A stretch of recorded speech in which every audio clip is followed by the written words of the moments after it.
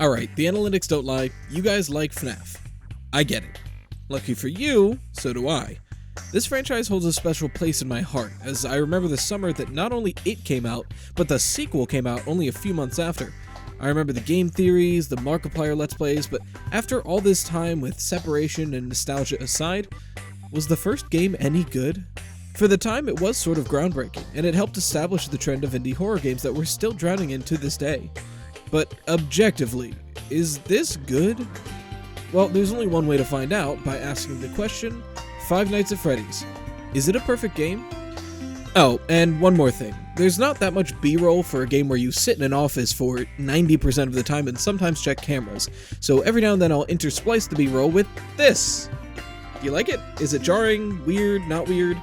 Just let me know. I'm still learning here. This is just my normal stream setup, so if it's weird, I won't do it anymore. I just figured there's a lot of boring B-roll, so it'd be nice to intersplice with me. Oh, and my wife's here too. You'll see her. She's really pretty. Alright, let's get into it. Roll intro. Let's review how we do. I'm Rytoast and I really love gaming. Nearly every game I've played, I've loved, the bad ones I've liked, and the glitchy, unplayable messes have given me some of my favorite memories. So instead of reviewing all games, because that would skew really positive, I'm going to go over my favorite games of all time and ask the question, is this a perfect game? We'll find out by going over 5 categories. First, visuals. How does the game's style add or subtract from the game's vibes, and how well do they pull it off? Does graphical fidelity matter in their style? If it does, how is it? Second, audio. How's the mixing? Can I hear dialogue over sound effects? And if not, is that on purpose? Is the voice acting good? Most importantly for me, how's that soundtrack? Is it appropriate for the game? Would I listen to it later on Spotify because it's so good? Third, feel. How them controls? When I want to jump, do I jump where I'd expect to go? If the controls are hard to use, is that the point of the game? How's the UI? Does it make sense? Fourth, plot. How's that dialogue? Do I like the themes? Do I think the vibe they're going for is pulled off well? Is it funny? Is it not supposed to be funny? And finally, for lack of a better term, gushability.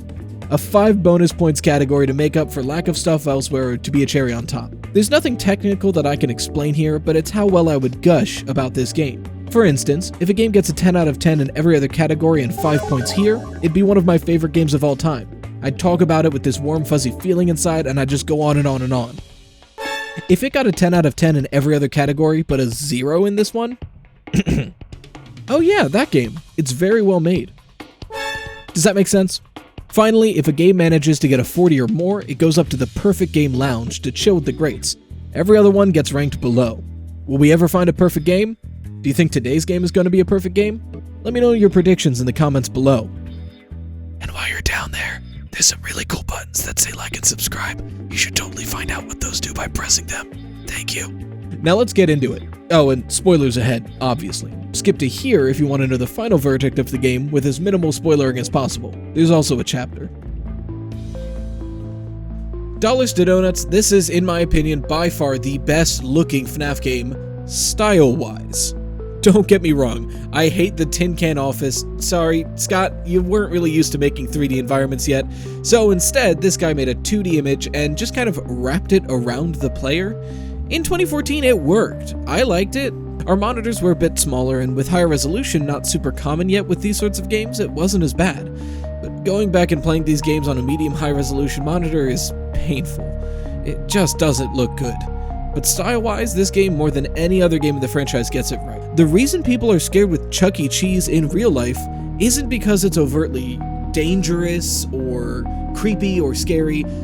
It's the uncanny valley, right? It's that thing where it looks normal-ish, but not quite. Like something is wrong and we can see that. That's what this game does perfectly. The characters look like believable animatronics in a real children's restaurant. But when the lights go out and they look at you in just the right lighting, they're horrifying. I remember being genuinely terrified the first time we played these games. There's one major aspect of the visuals, however, that we haven't talked about. The jump scares. The defining feature of the franchise, and the payoff to all this spooky buildup. They're okay. You know, they are for sure some of the best in the series, and that's mainly due to their quick and violent nature. They don't overstay their welcome or linger for too long, but they get in, get out, and get the job done. All in all, I think I'd have to give the visuals here a 7. The horror and style of this game are really on point and do a good job of staying grounded and uncanny, but the technical appeal of this game is non-existent. It just doesn't hold up. The office effect in particular being especially heinous in 2022. Okay, so I really like FNAF as a viewer. I think it's really good for the time that it came out. It's not perfect, and it's mainly just static imagery, but it really sets that creepy factor. It's done really well for the time. I give it an 8. Yeah, there's not really anything to say about music here. It's kind of there, but not really. There's like 2 songs maybe. The thing we're really talking about when we talk about this game's audio is room noise. Room design, jump scares, and sound effects, that eerie electronic buzzing you hear in this game, it's great. And that plays when Bonnie or Chica is at your door is such an amazing touch and can still get a jump out of me to this day, even if the jump scares themselves don't. I do have a couple problems. Chica and Foxy. The choice to have the kitchen blank but play the audio of pots and pans clanging is a good idea, but it's honestly funnier than it was scary. Like, I can imagine this concept working a lot better if it was like a slow metal scraping, or like Chica heavily walking through, but instead it kind of just sounds like she's playing drums on kitchenware. It's like that scene from High School Musical 2, but Chica. Another actually comforting or funny sound effect is Foxy singing. A rare audio that can occur is Foxy will sing a tune to himself while behind the curtain. Me and my wife love this. It's what we look forward to when we play this game. Now, the Freddy laugh is great, and we can't talk about audio in this game without the iconic... The jump scare scream is a little shrill, but not too grating while still maintaining being scary. And it being an edited child scream is amazing for lore reasons. One more thing I love in this game is the breathing you hear when you're doomed. If Bonnie and Chica get in your room while your monitor's up, they can't kill you. But you hear this. Oh, I hate that. All in all, I think I'll give the audio here an 8.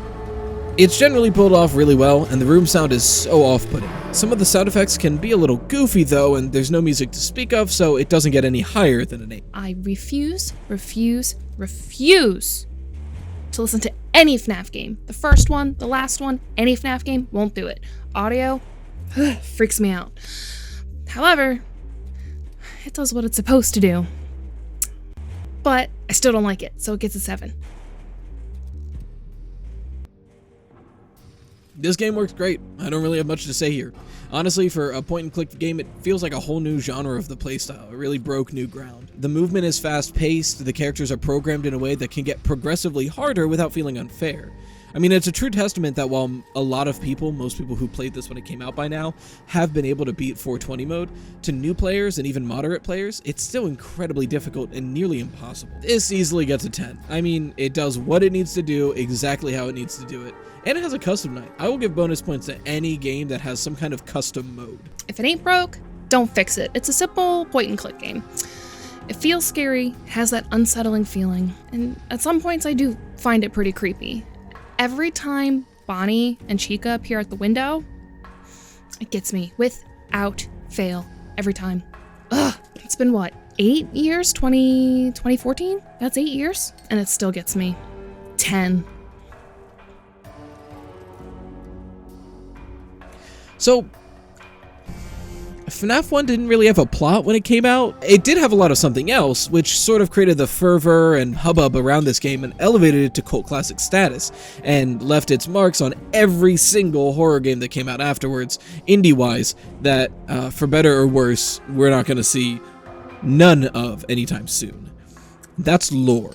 There was just enough hints of some shady shit going on at this restaurant. Why are the animatronics attacking us? The newspaper articles with missing children, the Bite of 87, the It's Me's that appear in your vision when you're not paying attention. Golden Freddy, this game is chock full of questions and didn't provide any answers. And honestly, I don't think Scott had them at the time. You know, you don't need answers to your questions, especially in a horror game. I mean, look at Cow Tools.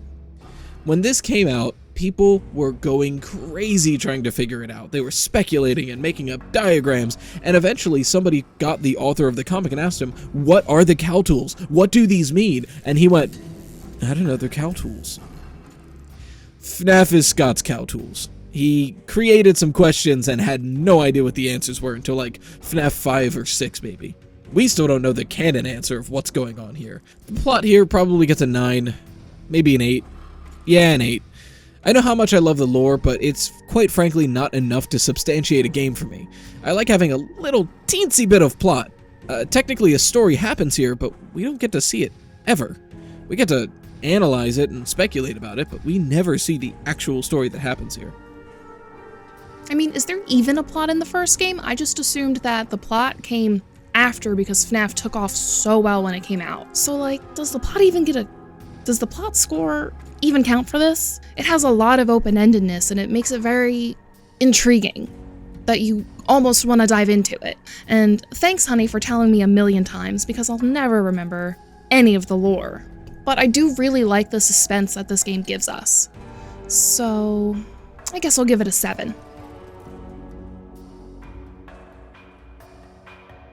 Yeah, I love this game, and I have a lot of nostalgia for it, but I don't find myself gushing about FNAF 1. You know, I'll gush about the franchise in general, and especially the lore. I'll go on tangents. I've bitten the ear of Amanda off several times just going on and on about the lore, but FNAF 1 in particular, I don't think ever in my life I've gone, I mean, not since 2014, have I ever gone, hey, have you heard of Five Nights at Freddy's? You should totally play the first one. It's only $10. I don't think I have it in me to unironically say that, but I do gush about the franchise. I'll give it a 2.5. That seems fair. Let me tell you a secret. I never talk about this game. Ever.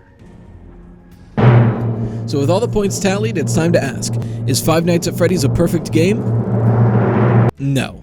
Nah, it's not. It's close though. With a score of 35.5, it did much better than its compatriot already on this list, but it's not making a visit to the perfect game lounge anytime soon.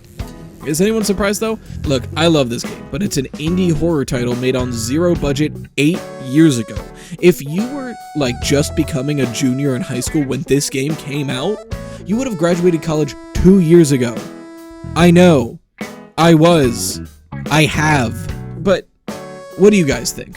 Does anyone think this game is perfect? Good, certainly, but certainly not perfect. Whatever your opinion, let me know in the comments below. And make sure to take those like and subscribe buttons into an office for their first night, and maybe they'll get jump scared into being pressed. And as always, stay toasty. This is a fun one, and if you haven't guessed, because they do so well and I'm still a growing channel, you're gonna be seeing some more FNAF and indie horror title videos in general. Not just reviews, but things like the theory video from the last one, and, you know, just general videos about this stuff. It gets the clicks, and you know, maybe they'll come for the Fazbear, stay for the rye bread, who knows? So sorry if you hate FNAF, but it drives views, and I need those right now. Shout out to all of my patron, Emberisk. Cheers, thank you so much for your support. I'll see you guys in the next vid. Or you can watch me on Twitch. I linked it several times in the video. It's in the description.